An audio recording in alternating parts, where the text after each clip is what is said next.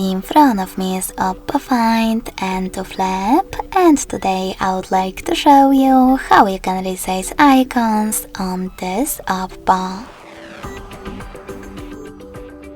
First of all, you need to hold your device's display. Then click on icons at the bottom next to wallpaper.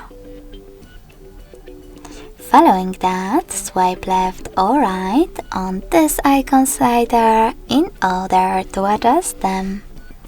You can see a preview above.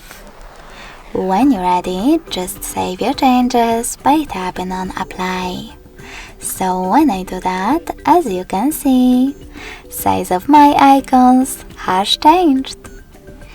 Thanks so much for watching. If you enjoyed this video, smash that like button, comment and subscribe.